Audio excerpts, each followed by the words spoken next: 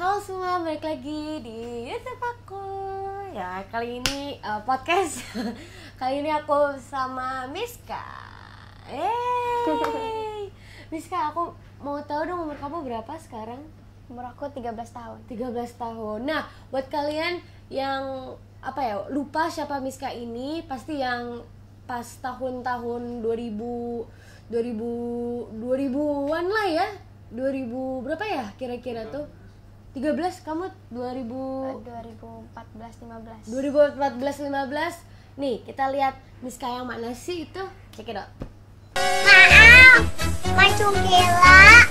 Ibu, maminya Mancung sama bajunya. Kok sama sih?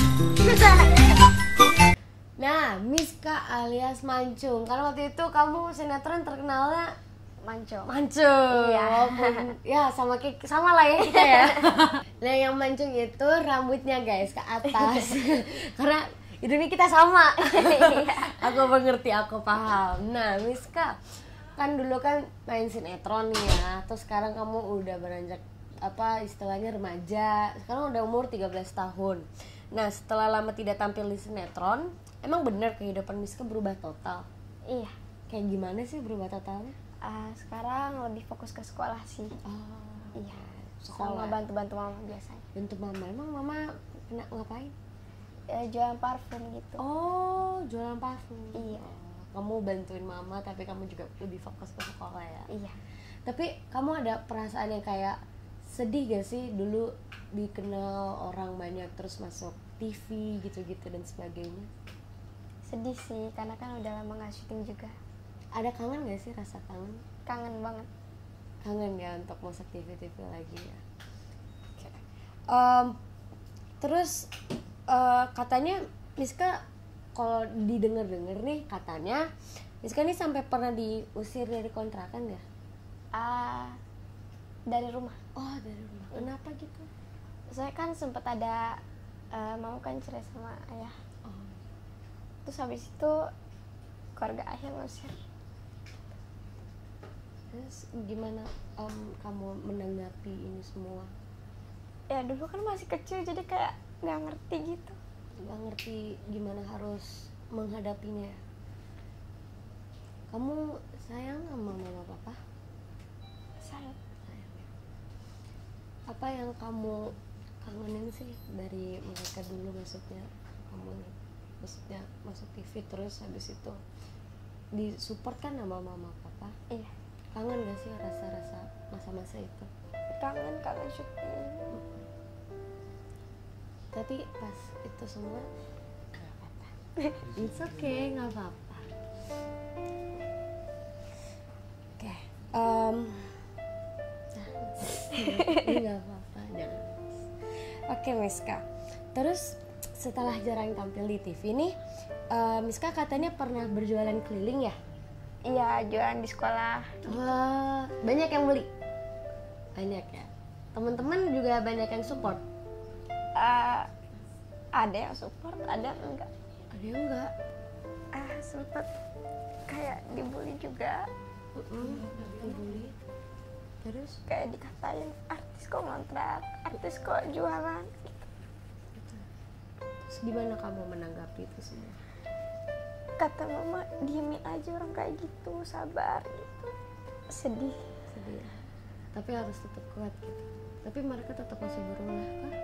Masih. Tapi sampai sekarang? Ada yang masih, ada yang enggak. Tapi kamu tetap diemin aja. Sampai mereka itu. Kuat itu artinya harus mendingin didiemin aja. Mereka tercapai sendiri kok. Oke? Pokoknya yang bully Miska nih ya, dengerin ya, selagi ini semua hal yang dikerjakan Miska itu nggak masalah. Yang ada kalian harus refleks sendiri. Apa yang kalian lakukan ke Miska itu jahat. Lihat sekarang, maksudnya perasaannya tuh sedih. Walaupun Miska diem aja, tapi tuh hati tuh nggak pernah bisa bohong. Tuh, awas kalian, bullying tuh nggak baik, nggak boleh. Bullying tuh nggak boleh dinormalkan. Kalian yang bully ngaca sendiri. Emang kalian udah perfect enough untuk hidup di sini? Udah nggak apa-apa. Oke Miska, kalau boleh tahu emang penghasilan Miska yang ditabung waktu main sinetron tuh waktu masih kecil udah diapain sih kamu? Belum aku gunain sama sekali. Loh kenapa nggak digunain? Paling digunainnya cuma buat mobil, udah gitu doang. Untuk mobil? Iya. Mobil Kan kenapa? mobil ungu, karena kan niatnya mau nabung sampai biar buat simpanan biar kuliah gitu. Ternyata udah ada kasus dicuri itu. Dicuri? Duit kamu dicuri? Dicuri sama ayah. Curi sama ayah? Kenapa dicuri sama ayah? Nggak tahu, katanya buat judi. Buat judi. Pas itu kamu masih kecil kejadiannya kah? Iya, masih kecil. Tapi kamu nggak ngerti itu semua? Belum ngerti. Nggak ngerti. Dan sekarang kamu udah ngerti. Mungkin kamu masih kontak-kontakan nggak sama ayah? Udah enggak. Oh, udah meninggal.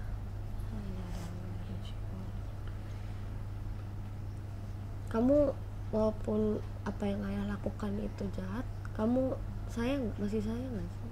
Kangen nggak sih? Mungkin, Kamu tapi marah juga sih. marah. Iya. Marah karena duit kamu waktu kamu kecil, hard work kamu diambil.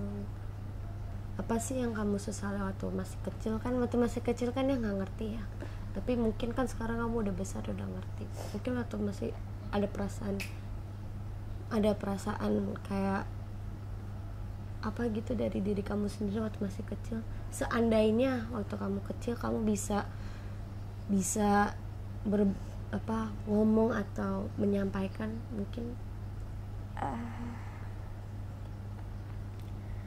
Ya paling kayak kenapa bisa sampai ngelakuin itu sih. Kamu pengen nanya gitu ya? Iya. Kenapa? Sedangkan itu kan hasil dari nol, bener-bener nol. Nol dari kamu sendiri ya. Tapi apa ya, kalau dari sekarang aku mau alhamdulillah masih bisa sekolah dan juga mungkin mama jualannya. Lihat sisi baiknya. Nah, pas Miska rindu syuting tuh bener gak sih mama pernah istilahnya aku pernah dengar katanya mama sampai minta tolong job syuting sama kru dan sutradara ya? Iya. Sampai begitu. Kenapa? Ya emang pengen syuting karena kan di situ kita jatuh. Jadi pengen berusaha cari job buat syuting biar dapat rezeki lagi gitu. Pernah mengalami kejadian yang pahit gak? Yang menyedihkan pas waktu mama itu minta bantuan biar dikasih job syuting? Banyak sih, karena kan pas minta itu juga nggak langsung dapet, lama gitu kan. Terus paling susah juga dapet job. Terus? Ya akhirnya jualan parfum itu. Nggak apa-apa, yang penting masih pekerjaannya masih halal ya. Iya. Boleh dong ceritain gimana bisa akhirnya jualan parfum dan prosesnya itu semua? Di situ kan kita nggak ada kerjaan, jadi cari-cari ide kayak jualan apa kira-kira yang nggak basi gitu kan.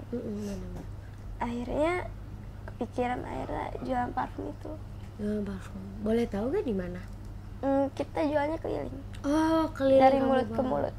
Oh, mulut ke mulut. Iya. Sampai sekarang alhamdulillah laku kah atau? Alhamdulillah masih laku. Alhamdulillah masih laku ya. Jadi semuanya itu dari jualan parfum kamu itu? Iya. Okay. Apa perasaan Miska waktu keliling-keliling untuk jualan parfum? Sedih sih pasti. Sedih ya? Iya. Kenapa sedih?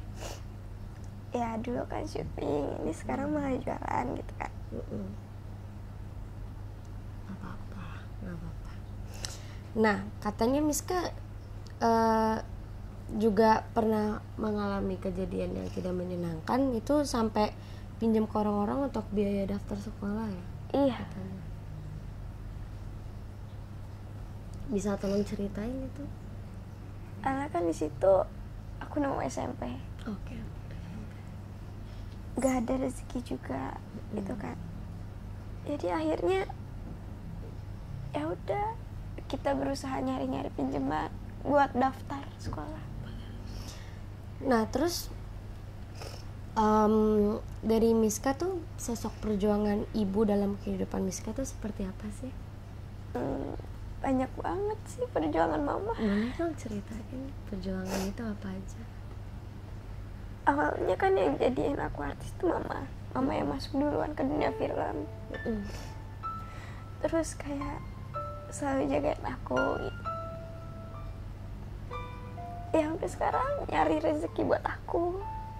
Bangga banget. Bangga ya? Bersyukur punya ibu kayak mama. Senang ya? Sayang sama mama, udah gitu aja sih. Sayang sama mama ya. Ini mau tisu lagi.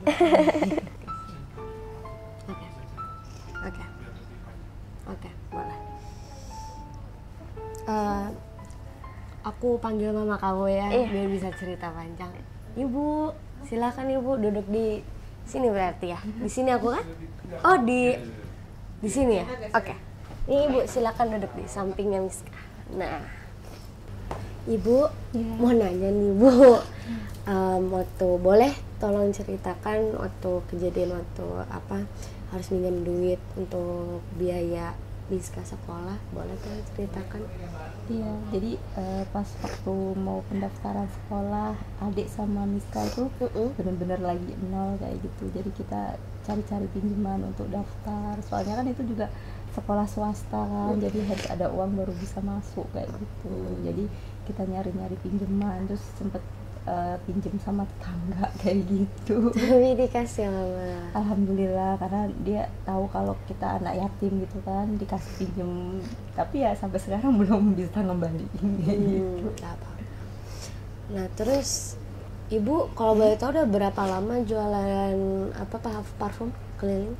Hampir 1 tahun. 1 tahun. Iya. Kalau boleh tahu lagi nih penghasilan ibu dalam sebulan mungkin berapa bu? Nggak bisa ditentuin ya, namanya jualan gitu. Tapi alhamdulillah bisa buat makan, buat biaya kontrakan kayak gitu. Terus kadang buat bulanan anak sekolah kayak gitu. Masih bisa ya? Iya. Ada kesulitan nggak sih bu? Ini kan maksudnya ibu kan seorang ibu mempunyai 2 anak perempuan, 2 ya kan, dan harus berjualan keliling. Ada perasaan yang sulit gak untuk itu? Sulit ada ya pasti ya, cuma bismillah aja, semua demi anak kayak gitu aja. Dilakuin aja. Iya, dilakuin aja. Ibu kan tadi kan aku dengar dari Miska nih, di sekolah tuh maksudnya ada orang yang ngebully Miska. Ini sebagai seorang ibu nih, perasaan ibu gimana sih? Sedih. Cuma awalnya emang saya nggak tahu kan, soalnya kan Miska selama ini nggak suka cerita masalah sekolah kayak gitu kan. Iya, jadi mungkin waktu itu dia sempat bener-bener yang udah nggak kuat kayak gitu, akhirnya dia ngomong kalau ternyata tuh dijauhin teman-temannya, terus dibilang kok kamu artis ngontrak kayak gitu. Itu yang bikin dia down di situ gitu. Akhirnya saya kasih tahu ya biarin aja, emang keadaan kita lagi kayak gini gitu. Jadi saya untuk menguatin Miskanya seperti itu. Jadi akhirnya yang tadinya dia putus asa, minder sama teman-temannya, bangkit lagi. Jadi ya nggak apa-apa, emang aku keadaannya sekarang kayak gini kayak gitu. Alhamdulillah ya, jadi Miska ngerti juga. Ini kan Miska nih anak perempuan yang pertama ya berarti ya? Iya, pertama. Nah,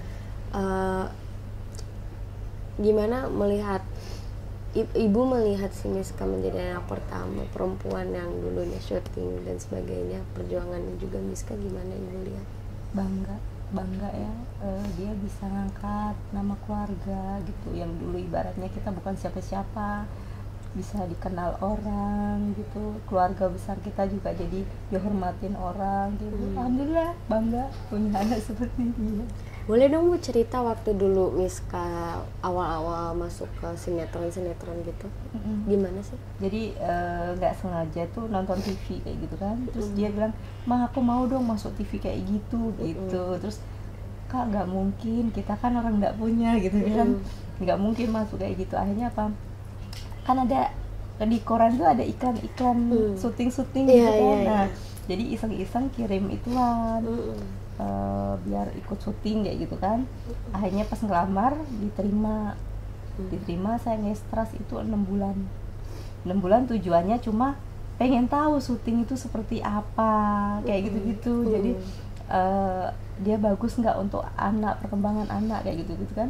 Jadi 6 bulan saya jalanin tuh. Terus kadang kalau masih ada waktu gitu saya ajak dia karena dia masih pengen terus jadi artis gitu kan.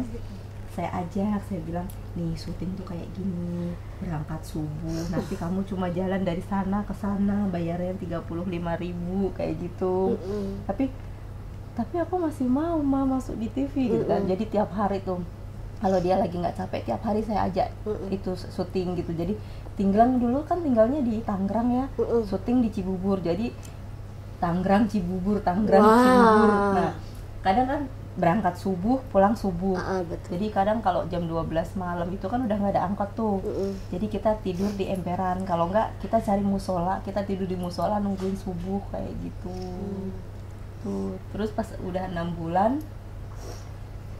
saya ajak estras, ternyata sutradaranya ngeliat dia karena dia orangnya supel gitu, dia deketin kru bercanda kayak gitu kan, deketin kru, deketin artis gitu, nggak takut kayak gitu kan. Akhirnya pas saya lagi di tim 3, dia dipakai di tim 1 tanpa sepengetahuan saya.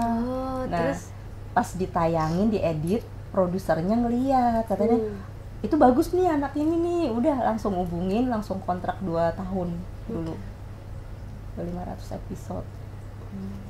Betul, itu ibu langsung gimana sih perasaannya? Kayak mimpi. Ya jadi yang ibaratnya tadi saya masih mau mempelajari nih perfilman tuh seperti apa kayak gitu kan. Masih belum yakin juga dia tuh bener-bener mau terjun apa enggak kayak gitu kan. Tapi ternyata tiba-tiba langsung kontrak 200 episode kayak gitu kan. Enggak nyangka, bersyukur banget gitu. Bersyukur ya, alhamdulillah banget. Rizka kan ini dulu kan terkenal dengan rambutnya ya, mancung gitu kan istilahnya. Itu idenya tuh ibu yang bikin sendiri atau dari sinetronnya mungkin, atau dari krunya atau produsernya kah? Dari sutradara almarhum Emil Gilham. Jadi karena mau bikin keunikan kayak gitu kan, sedangkan dia pesek, biar dipanggil mancung tuh apa gitu, akhirnya yang dimancungin rambutnya kayak gitu. Jadi almarhum Pak Emil sutradara yang yang ituin nama kayak gitu. Dan yang di lokasi pun yang memilih juga dia. Jadi dia yang menjadikan mancung ini ibaratnya jadi artis gitu. Alhamdulillah. Rizka, waktu dulu kan waktu syuting terus tuh ada peran yang buat kamu tuh jadi apa ya, jadi mengembangkan acting kamu itu apa sih perannya kalau boleh tahu? Peran ini sih mancung gitu. Si mancungnya ya? Karena yang pertama. Pertama. Jadi pertama, itu terus panjang gitu. Panjang. Itu yang bikin gimana perasaan kamu sendiri, Miska? Seneng sih. Seneng ya? Bisa jadi artis waktu itu. Dan kamu jadi banyak belajar kah? Iya. Jadi banyak belajar dari situ, di sekitar kamu ya? Iya. Yang waktu dulu ngebimbing kamu untuk acting itu siapa sih? Kalau diajarin sih enggak ada ya, dia jadi belajar. Waktu kita ngestras itu kan dia merhatiin tuh, jadi dia tahu bisa di situ. Cuma kadang sama almarhum Pak sutradara itu suka diarahin, kamu harus gini kayak gitu. Jadi ada tambahan pelajaran dari sutradara. Jadi sutradaranya yang ngajarin. Oke. Rizka, apa yang kamu kangenin waktu kamu syuting sih? Kangen ketemu teman-teman sih, kangen bercanda sama teman artis, Terus? kangen syuting gitu. Terus apa hal yang dulu tuh yang bikin kamu kangen, atau suatu kejadian yang bikin kamu senang sekali itu apa sih? Ngobrol sama artis. Ngobrol sama artis. Iya. Itu yang kamu.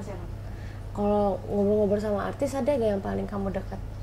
Yang paling dekat Om Aldi. Om Aldi? Iya, Aldi Taher dekat banget. Oh, Aldi Taher.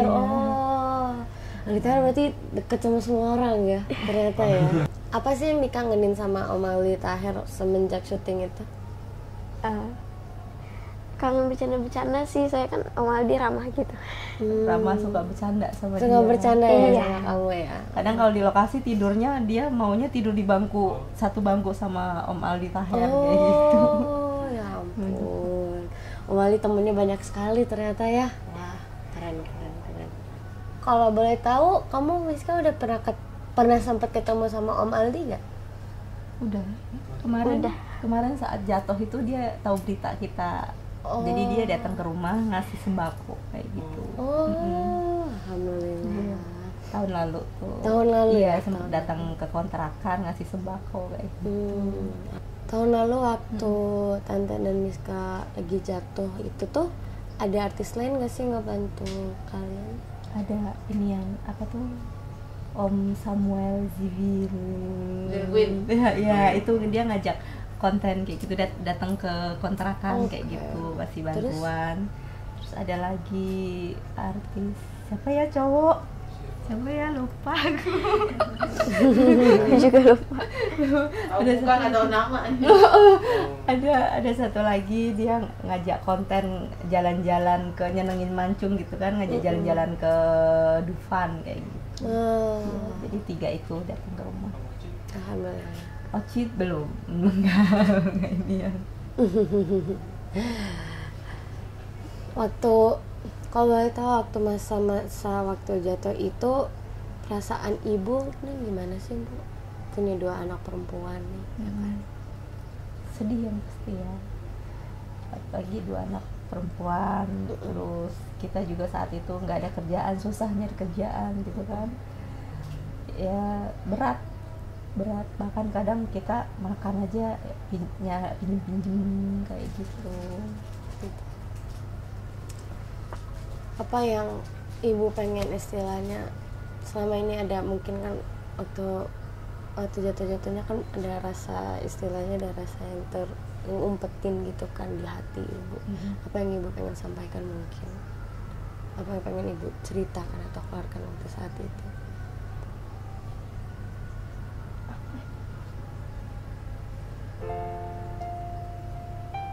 Sedih aja, nggak bisa diungkap. Pokoknya pengennya bisa ngidupin anak, bisa sekolahin anak, itu aja sih yang ada di pikiran.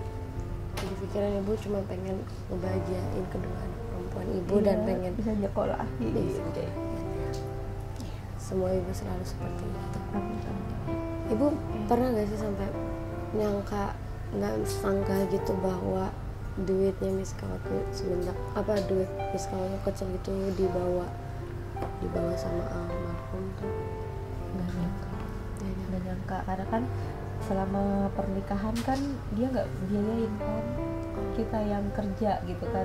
Jadi semua kebutuhan mantan suami juga kita yang penuhin kayak gitu. Jadi nggak nyangka kalau dia sampai tega ngambil tabungan kayak gitu. Jadi pas tahu itu shock banget, kaget gitu kan, kok tega gitu kan. Sedangkan itu uang anak, hasil jerih payah anak untuk tabungan anak, karena kan dia sebagai orang tua nggak bisa untuk nyekolahin, nggak bisa untuk ngasih biaya gitu.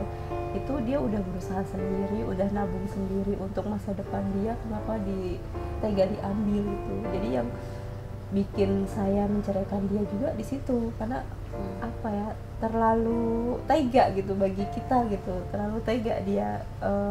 Ibaratnya itu uang anak gitu loh, yang harusnya itu emang buat simpenan anak gitu, diambil cuma untuk hura-hura kayak gitu.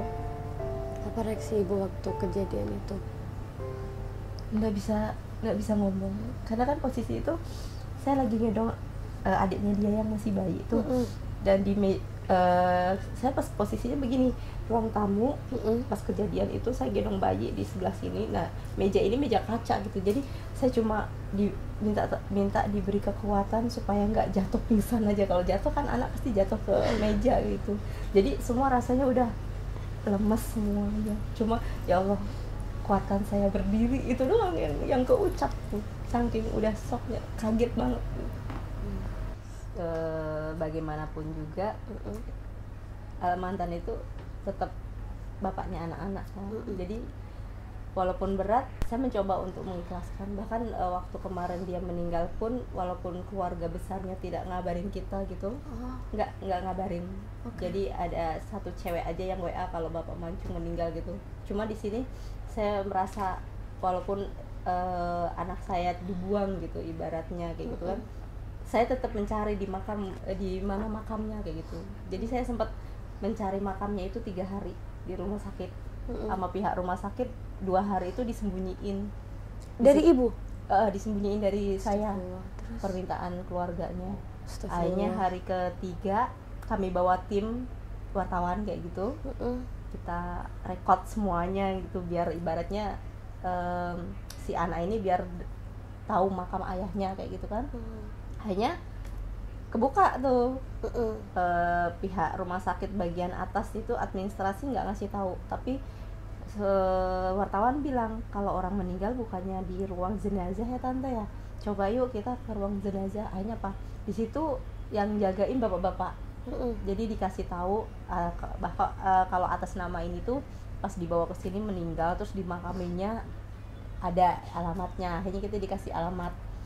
Nah dari situ kita meluncur ke makam itu, dan benar ternyata ada. Udah akhirnya saya antar dia tabur bunga. Dari situ saya ya udah dah, apapun yang udah terjadi saya ikhlaskan. Saya percaya Allah selalu sayang sama kita gitu, dan Allah pasti akan mengembalikan apa yang udah hilang dari kita. Walaupun bukan dari dia, mungkin dapat ganti dari mana aja kayak gitu. Walaupun mungkin emang berat ya, berat, dan kita nggak bisa ngebayangin siapa yang akan suatu saat bisa ngebantu kita gitu. Coba kita yakin suatu saat pertolongan itu ada. Amin. Ada harapan ibu menjadi seorang ibu nih untuk Miska dan adiknya apa sih Bu? Harapan saya anak-anak tetap sehat, sekolahnya tetap lancar, terus berharapnya sih dapat job syuting lagi ya, jadi dia bisa mengembangkan bakatnya lagi, dia bisa nabung untuk masa depan lagi. Kita kan nggak tahu umur kita berapa lagi gitu kan, kita berharapnya dia bisa ngumpulin uang lagi untuk masa depan dia kayak gitu.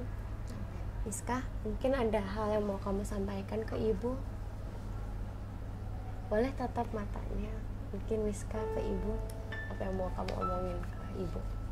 Makasih ya sayang, makasih udah menjagain buat semuanya. Boleh.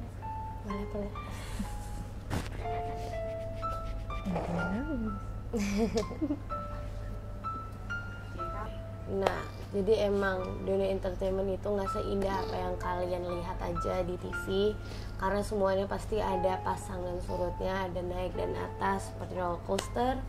Dan kita sebagai manusia yang hanya bisa jadi pegangan itu adalah ya pendidikan. Pendidikan itu emang nomor 1. Dengan begitu ya semua job apapun itu pasti ada pasang surutnya. Jadi nggak ada yang enak-enaknya doang gitu. Minimal kalau pendidikannya itu udah bagus juga ya alhamdulillah masih bisa ada pekerjaan sesuatu yang bisa dikerjakan gitu. Oke? Jadi Ibu Miska, semangat ya terus ya. Yang terbaik untuk berdua. Dan adiknya, siapa adiknya namanya? Amoy. Lucu banget namanya Amoy. Iya, lucu. Amoy, halo Amoy. Iya. Umur berapa? Umur 6 tahun. 6 tahun. Iya, mau 7 tahun. 7 tahun. Sukses terus untuk Miska dan juga ibu dan juga adiknya. Semuanya ya. Oke deh, kalau gitu sekian dari konten aku, dari podcast aku. Don't forget to like, comment, and subscribe, and dadah. Mengapa